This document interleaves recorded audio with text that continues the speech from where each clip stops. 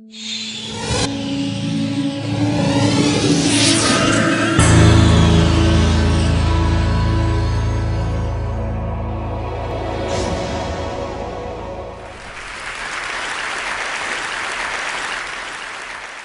may have heard about the Quran's idea of paradise being 72 virgins, and I promise I will come back to those virgins. But in fact, here in the Northwest, we're living very close to the real Quranic idea of paradise, defined 36 times as gardens watered by running streams. Since I live in a houseboat on the running stream of Lake Union, this makes perfect sense to me. But the thing is, how come it's news to most people? I know many well-intentioned non-Muslims who've begun reading the Quran but given up, disconcerted by its otherness. The historian Thomas Carlyle considered Muhammad one of the world's greatest heroes, yet even he called the Quran as toilsome reading as I ever undertook, a wearisome, confused jumble. Part of the problem, I think, is that we imagine that the Quran can be read as we usually read a book, as though we can curl up with it on a rainy afternoon with a bowl of popcorn within reach, as though God, and the Quran is entirely in the voice of God speaking to Muhammad, were just another author on the bestseller list. Yet the fact that so few people do actually read the Quran is precisely why it's so easy to quote. That is, to misquote. Phrases and snippets taken out of context in what I call the highlighter version, which is the one favored by both Muslim fundamentalists and anti-Muslim Islamophobes. So this past spring, as I was gearing up to begin writing a biography of Muhammad, I realized I needed to read the Quran properly as I could, that is. My Arabic's reduced by now to wielding a dictionary, so I took 4 well-known translations and decided to read them side by side, verse by verse, along with a transliteration and the original 7th century Arabic. Now, I did have an advantage. My last book was about the story behind the Shia-Sunni split, and for that I'd worked closely with the earliest Islamic histories, so I knew the events to which the Quran constantly refers, its frame of reference. I knew enough, that is, to know that I'd be a tourist in the Quran, an informed one, an experienced one even, but still an outsider, an agnostic Jew reading someone else's holy book. So I read slowly.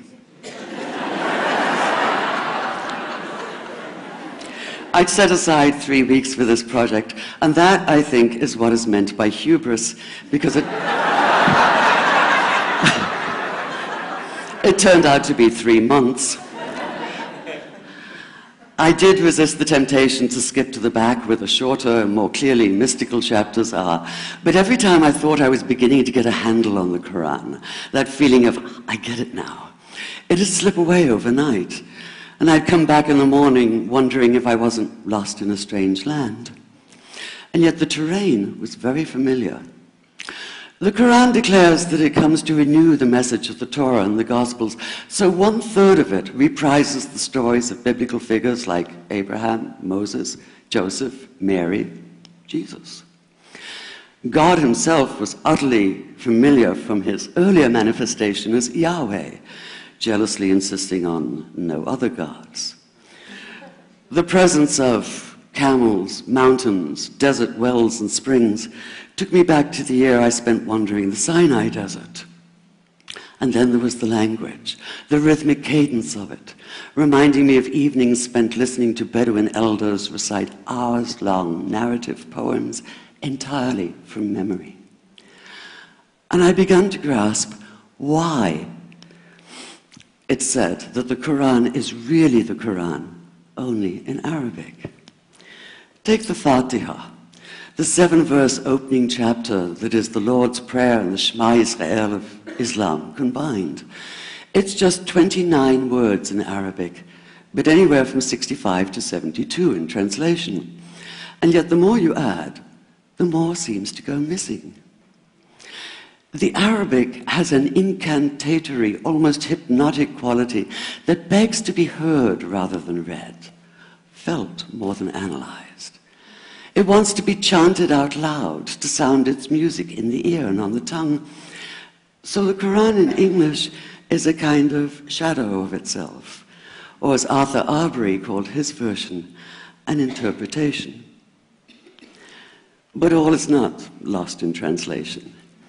As the Quran promises, patience is rewarded, and there are many surprises.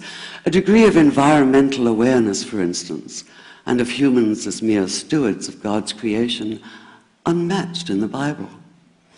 And where the Bible is addressed exclusively to men, using the second and third person masculine, the Quran includes women, talking, for instance, of believing men and believing women, honorable men and honorable women. Or take the infamous verse about killing the unbelievers. Yes, it does say that, but in a very specific context. The anticipated conquest of the sanctuary city of Mecca, where fighting was usually forbidden. And the permission comes hedged about with qualifiers. Not you must kill unbelievers in Mecca, but you can, you are allowed to, but only after a grace period is over. And only if there's no other pact in place. And only if they try to stop you getting to the Kaaba. And only if they attack you first. And even then, God is merciful, forgiveness is supreme, and so, essentially, better if you don't. This was perhaps the biggest surprise.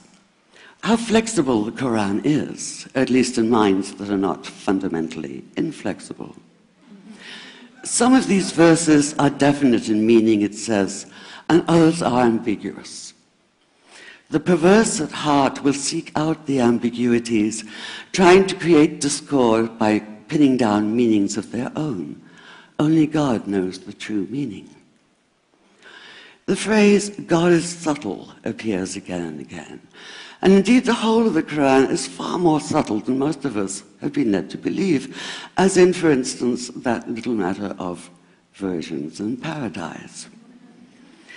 Old-fashioned Orientalism comes into play here. The word used 4 times is huris, rendered as dark-eyed maidens with swelling breasts, or as fair, high-bosomed virgins. Yet all there is in the original Arabic is that one word, huris. Not a swelling breast or high bosom in sight. Now, this may be a way of saying pure beings, like in angels, or it may be like the Greek kos, or kore, an eternal youth. But the truth is, nobody really knows, and that's the point. Because the Quran is quite clear when it says that you will be a new creation in paradise, and that you will be recreated in a form unknown to you, which seems to me a far more appealing prospect than a virgin.